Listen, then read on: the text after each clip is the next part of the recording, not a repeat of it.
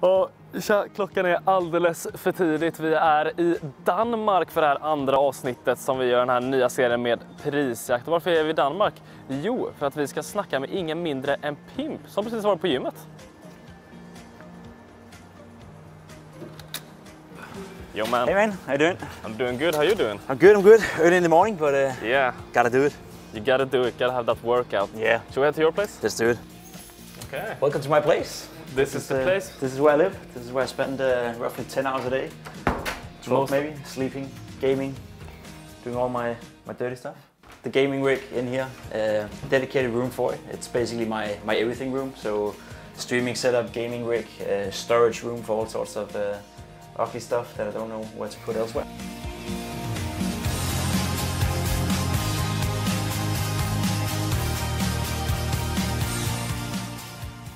It's pretty clean. It's pretty clean. I like it when it's clean, you know. Could have another monitor, could have, you know, all sorts of weird stuff, but I like it when it's like simplistic and it doesn't stress me out in that sense, you know. It's easy. I push the turn on button and then basically more or less everything is working. That's not a BenQ. It is a BenQ. It is? It is a BenQ, yeah, but it's really? a special edition BenQ. Okay.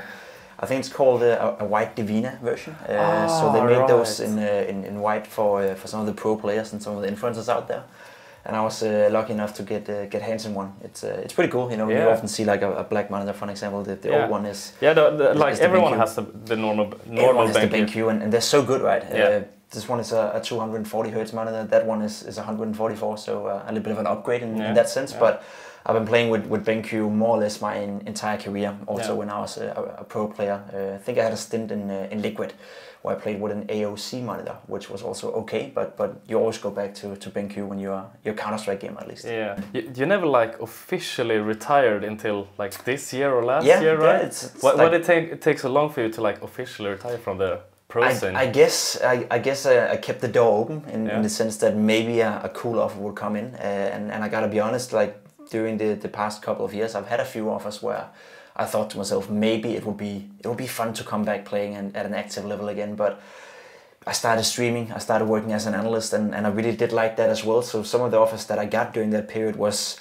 okay, and let's say that I didn't have anything else to do, that I was just sitting at home, you know, and doing nothing, I 100% would have said yes. But I had a good thing going with my career in terms of being an analyst and in terms of being a part-time streamer back then. So I never really jumped the ship, so to speak, and the longer you wait, you know, the harder it is to get back. So the last couple of years, or at least the last year here, it's been some very small offers. It's been offers from small Swedish teams or small Danish teams and stuff like that. And that's something that I really wanted to do. So I figured I'd rather just pull the plug and you know, officially end it. Streaming, you need a good microphone. Need a good microphone. What do you have here?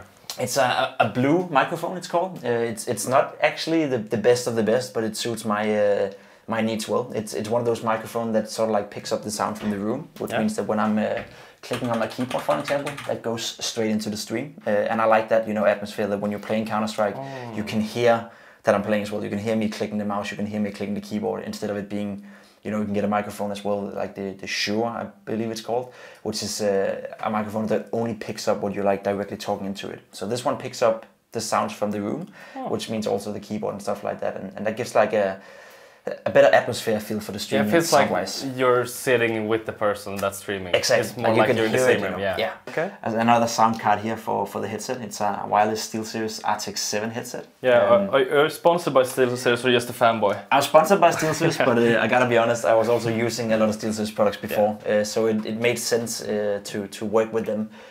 Always been very honest about my relationship to each different companies. Like SteelSeries make great products, especially the headset. I really do like.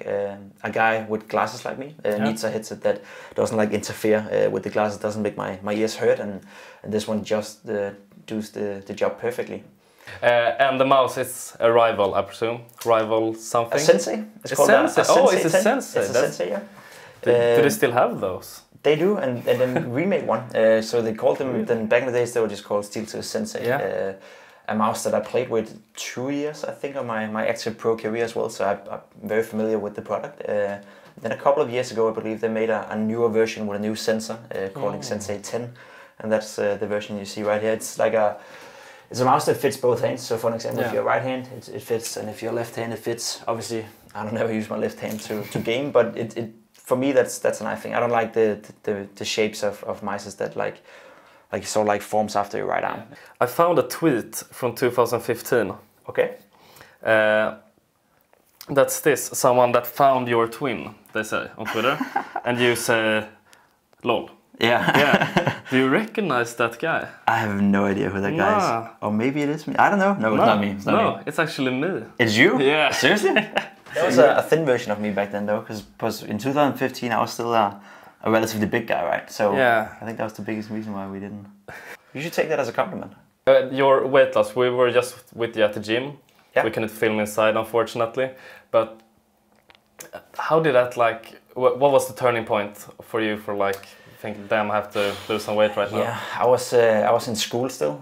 So in Denmark we call it the gymnasium. I think it's the same in Sweden. Like my third and final year, and I was just better and tired, you know, from not being able to participate in all the events, you know, all the activities, all the sporting events my friends did. Always been a big fan of football. I'm a massive fan of cycling, and been following that closely even when I was a big guy. And I wanted to participate myself, right? I wanted to be actively playing football myself. I wanted to actively cycling myself, and it just got enough. So I guess I really got off to a good start. And as soon as you could see the kilos go down, it became very motivating to like weigh yourself every third day, every fourth day, and just see that every single time you did jump on the scale, it went down. And I ended up losing 60 kilos in a year, and that was like a turning point in my life. Yeah, that's pretty insane. Yeah, that's a big difference, let's put it that way. You know, it's more or less, you know, the entirety of you, maybe. With a little bit just something like that. Yeah. Back then, when I was playing tournaments as well, I couldn't go through a long tournament day without like drinking 3, 4, 5 monsters maybe during the day, which is of course is not healthy for your system. It's like an up and down all the time. Today I'm more or less filled with natural energy, as I say, right? It just comes to me. I'm in a very good shape right now as well when it comes to fitness wise, trying to build up the shape of my life sort of. Have some goals in terms of running a marathon and doing a half marathon in a record time and all that kind of stuff. Did a PR in a 5 kilometer run. I did it in 18 minutes and 6 seconds a few weeks ago. So really trying to build up more energy and I try to transfer that energy into the stream, right? So when I'm streaming, I don't do like these long 7-8 hours of streaming straight. I would rather do 4 or 5 hours with full energy, with full, you know, focus sort of, and then, you know, rest afterwards and then do it again the day after. That's sort of like my mantra, rather quality over quantity when it comes to streaming. Touching the vest, and there we go. That's the trick, Reddit! That's the trick! And it worked!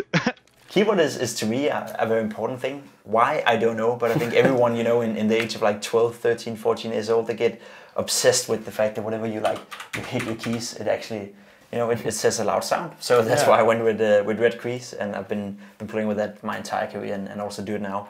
And 10 kilos, no numpad. Yes, basically to make it more simple, right? For a Counter-Strike gamer, you don't really need it, and it's not like I'm an accountant sitting and doing all the invoices here, stuff like that. I use my laptop for that. So the less it basically fills on the table, the better. The more minimalistic, the better. Mouse pads, you know, I would like them to be as big as possible, to have as much, you know, freedom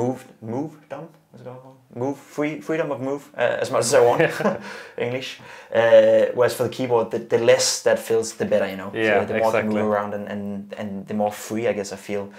I'm looking forward to, as everyone else, I guess, to we are over this Corona situation. You know, we can get back inside the arenas, we can get back out there playing LAN events, and I hope that I still have a place as an analyst. Of course, it's harder for me now to get all the jobs offered that I did before. In the sense that I used to say yes to everything. I had 230 travel days last year, which is a ridiculous amount spending on a hotel. But I don't want to go back to that level of doing analysis. But like having one event a month or one event every third or every second month, you know, doing the Dream Hacks, which was some of the first events that I ever did, working with ESL for their big events, for the majors, for the Katowices, for the Colognes. That's something I still want to do. But I gotta be honest that this streaming thing is still growing on me. Been doing this for 7-8 months now, full time. Basically started when Corona broke out and went full time. Had a period where I streamed 50 days in a row. Nothing else to do in the Corona days anyway, right? So it was a rough period, but I don't think I've reached my potential yet when it comes to streaming. So the plan is to continue with full-time focusing on the streaming, creating content for the next couple of years, and then hopefully I'm a better place by then than I am now. Okay, so that's the setup. Do you have anything you want to add to it, or anything else in your life that you want to?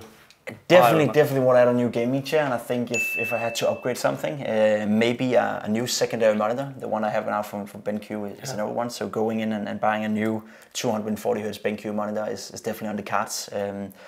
I would like to try out a new mouse as well from SteelSeries. The SteelSeries Rival is a mouse that I have tried out before.